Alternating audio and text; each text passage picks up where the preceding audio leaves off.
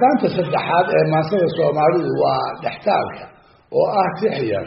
oo soo noqnoqota gabayada heesaha iyo maansada kalena xubnahooda gasha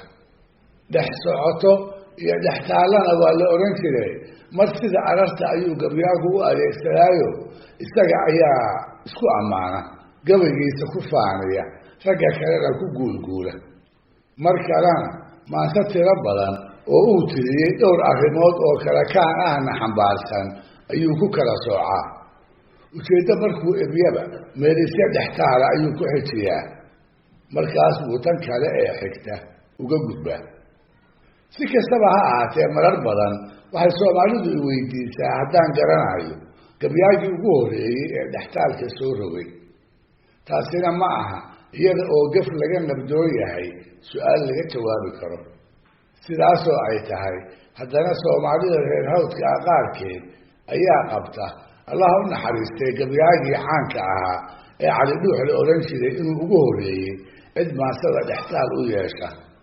tanna sida tii hore wax daliila oo la cuskan karo looma hayo waxaase la hubaa cali aadan inuu ka mid ahaa raggii waaweynaa ee gabayada dhaadheer dhextaalka ku kala soodimeeyey silsiladii maanso ee uu waxdheer ka bilaabay 7 gabayna uu ku lahaa ayaa waxaa ku jira 2 uu dhextaal u yeelay midi waa kandeelka ah ee silsiladuba ay ku bilaabato kaasoo ujeedooyinkii uu u xambaariyey uu gabyaagu ku kala qoqobay dhextaal 3 jeer uu ku soo celceliyey ahaana afartaas sidii dalab la riday maysu daba joogtay da-daan kaga bilaabayo miyaan deelki ka habowshay ma daleeyey deelqaafku waa kaa delaa gabaya dacwad kalena waa reer xirsiga halaan dareensiiyey gabayga labaad ee cali dhuux uu dhextaalka u yeelay isla silsiladaasna ka mid ahi waa kii dhacda ahaa ee qamaan bulxan uu ugu jawaabi jiray waa gabaygii ka kici jiray dhankan ka hadlay waa kaa qamaan dhaafay nabarkii iyo dhextaalkiisii ahaa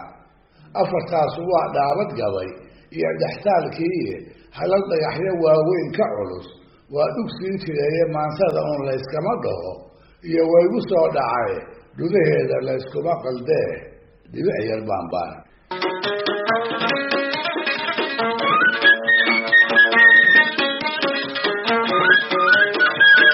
silsiladaas cali dhuux ee soomaalidu ay gubo ula baxday dhextaaladuna ay ku jiraan waxay ku beegan tahay 1923 ama wasla sidii 24 ha yeeshee dhowr iyo 20 sano markaas ka hor ayaa waxaa la hayaa oo diiwaankiisa daabacan ka buuxa gabayo geeraaro iyo masafooyin uu sayid maxamed tiriyey dhextaaladuna ay si aad ah ugu googo-an yihiin tusaale ahaan siinlaydiisii dheerayd ee ujeedooyinka dhowrkaa uu ku soo qaaday waatuu ku kala qoqobay dhextaalkii ahaa afartaas umadiisa lama seefiye surin ma qaadsiiyey meeshaan ku kala sooci jiray soodin moomali tusaale labaadi waa masafadii dheerayd ee doodanay ku magacawnayd waatuu wadaadku ujeedooyinkii uu kaga hadlay iyadana ku kala soocay dhextaalkii uu 5 jeer ku soo celceliyey ee ahaa afartaas dubeeyey ma daabacay sidaydii ma daleeyey maansada damiin baan aqoonine hadal deersimaad gala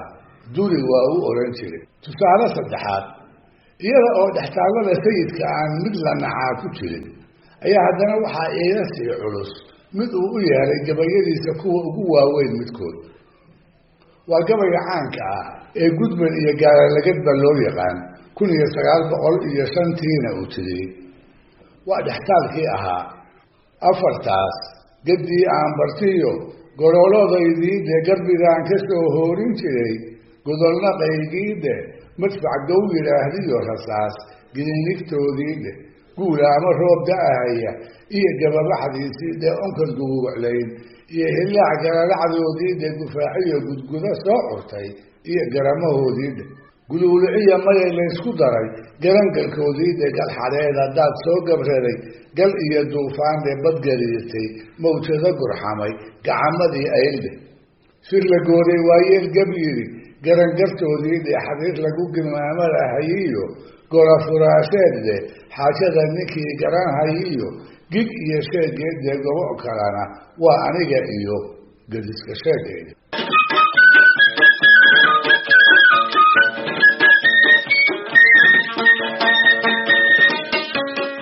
cali dhuux iyo sayidku isku fil bay ahaayeen sacmadeeqo iyo ubakarax agagaarka buuhoodle ayay laba habeen oo isxiga ku dhasheen waa gugii gobaysane waa 1856 raggii umaamadkii daraawiisheed uu sayidku ku bilaabay ayuu cali dhuux ku jiray hase ahaatee markiiba wuu ka baxsaday maantaa kadibna isaga iyo wadaadku col xiira ah ayay ahaayeen sidaa daraaddeed u malayn maayo intay ka sheekaysteen inay arrinta dhextaalka isaga daydeen sidoo kalena ilama aha labadooda iyo raggii la xilliga ahaa toonihii in astaantaas ay iyagu maansadeenna ku soo kordhiyeen waxayse ila tahay iyaga ka hor in dhextaalku jiri jiray astaamaha maansada soomaalida uu ka mid ahaa hebelkii bilaabayse aynaan garanayn farla-aantii aynu ku raagnay awgeed dhegaystayaal barnaamijkii dhaqanka iyo hiduwa maanta halkaa ha inoo joogo waa inoo toddobaadka soo aadan iyo ku kale hadduu eebba idmo